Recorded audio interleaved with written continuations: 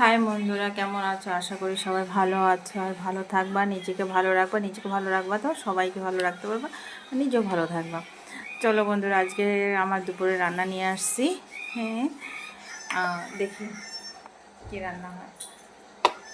বন্ধুরা, এখন মাছ নিয়ে আসছে, এখনই জাস্ট এখনই নিয়ে আসছে, এখন সে রান্না করবো।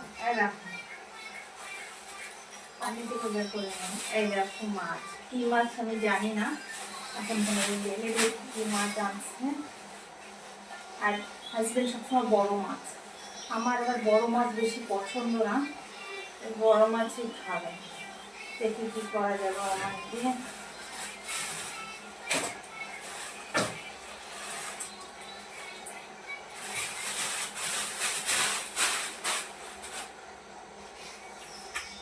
আমি জানি না এটা কি মাছ, কিন্তু কোনো বড় মাছই, ভালো বড় বড় পিস করেছে, ফ্রেশ ফ্রেশ পিস রয়েছে।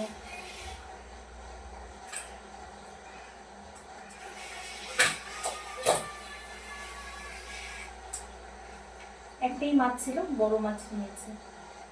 কোনো একটা মাছ আবার কোকারি, তো না কোকারি খাই না বন্ধুরা, কোনো কোকারি খাই না।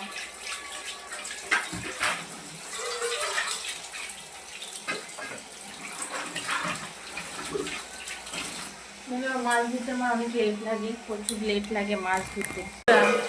ফুলকপি খাওয়া হয়ে গেছে, এখন পাতাগুলো আজকে রান্না বসে।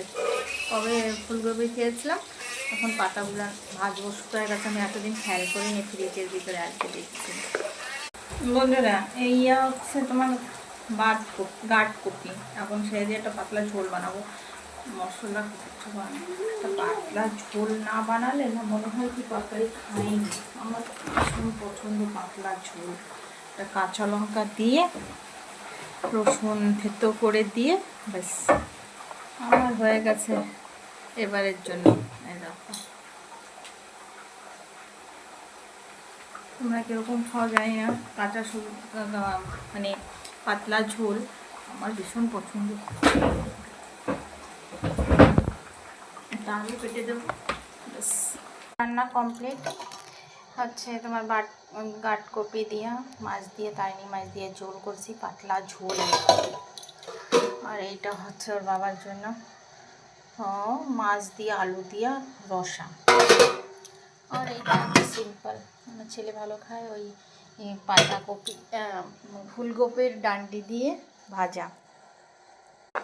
ব্যাস আজকের জন্য এতখানি। আর বন্ধুরা, তোমরা একটু সাপোর্ট করে, একটু পাশে থেকো, একটু সাবস্ক্রাইব করো বন্ধুরা।